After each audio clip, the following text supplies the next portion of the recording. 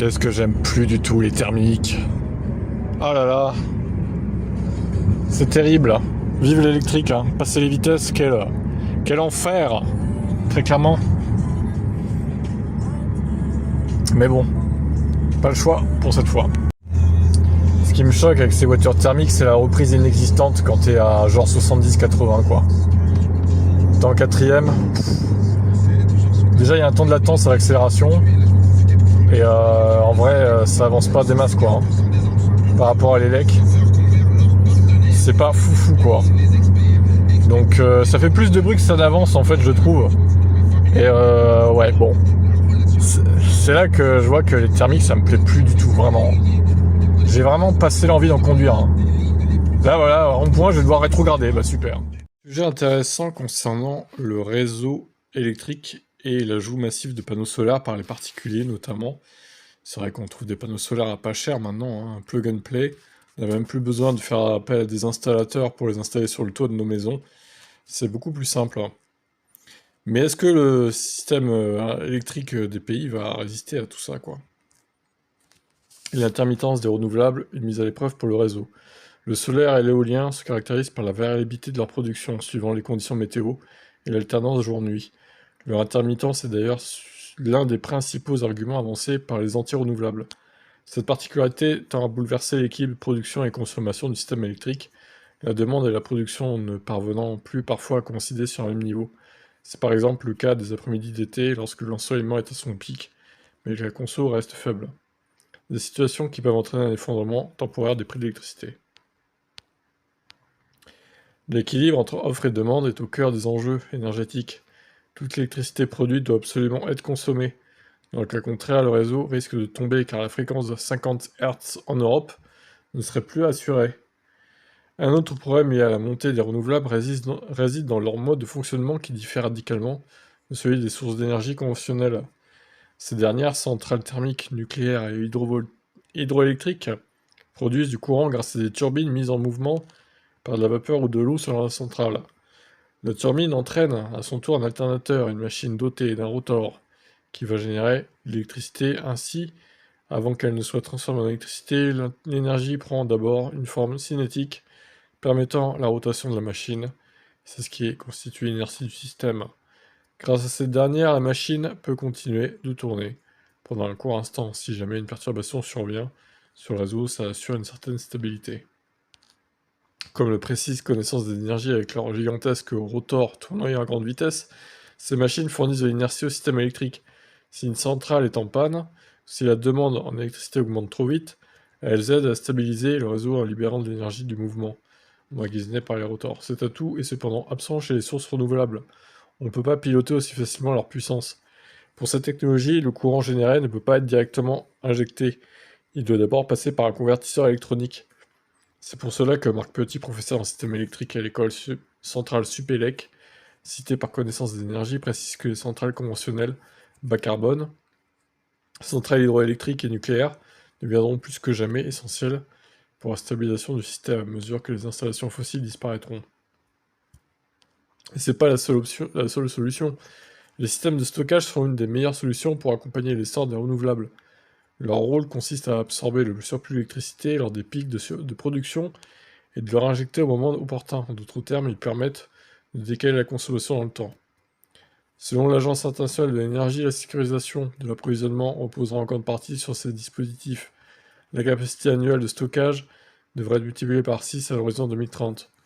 La technologie de stockage la plus répandue dans le monde reste à ce jour les STEP, stations de transfert d'énergie par pompage-turbinage. Le système fonctionne en pompant de l'eau vers un réservoir situé en hauteur, un processus alimenté grâce au surplus d'électricité. Une fois que la demande augmente, cette eau est relâchée par gravité, en entraînant des turbines sur son passage pour produire de l'électricité. Ah ouais, je savais pas que ça marchait comme ça. Incroyable. Comme quoi on en apprend tous les jours. Bon après il y a les batteries Megapack, hein, évidemment de Tesla par exemple. Ces deux technologies sont les plus connues, mais d'autres solutions commencent à gagner du terrain, hydrogène, les volants à inertie, qui stockent l'énergie sous forme cinétique, ou encore les systèmes par air comprimé qui emmagasinent de l'air sous pression avant de libérer pour produire l'électricité. Toutefois, chacune de ces options présente des limites techniques. économiques ou environnementales qui freinent encore leur généralisation à grande échelle. Avec l'essor des énergies renouvelables, la transition vers des réseaux intelligents ou smart grids n'est plus que jamais essentielle.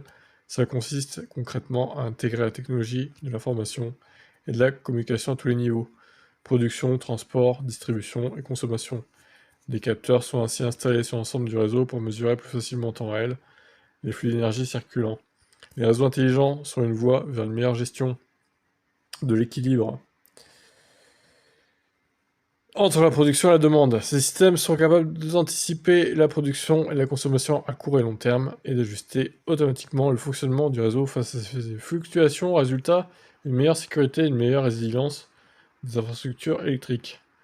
Le V2G, bon, les voitures électriques, voilà. Un smart grid implique l'ensemble des acteurs du réseau. Ça peut être un frein à son déploiement. Autre obstacle à déplorer, la difficulté de la gestion des flux de données générés par ces infrastructures connectées.